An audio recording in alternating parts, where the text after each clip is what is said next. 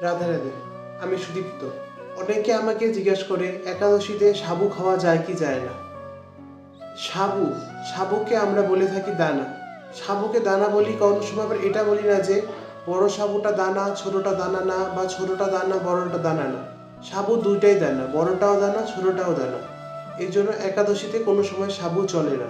যারা যারা একাদশীতে সাবু খান বা অন্য কিছু খান, সাবু জাতীয় ডালিয়া শ্যামা চাল খান, তারা ভাতও খেতে পারবেন, কোনো অসুবিধা নেই।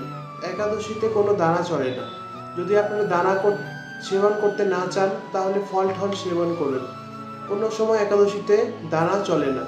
একাদশীতে কেন, কোনো ব্রততেই দানা চলে না। একাদশীতে তো সাবুদানা কোনো মতেই চলে না।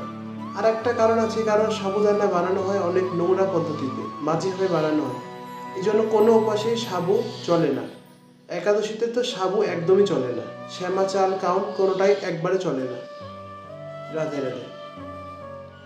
আমার বলা কর্তব্য বললাম, কে মানবে মানবে না তার ব্যাপার। যার যেমন কর্ম সে তেমন ফল পাবেন। যে যে সাবু খেয়ে বা অন্য কিছু খেয়ে একাদশী করেছেন, সে একটা একাদশী ব্রতের ফল পাবেন না।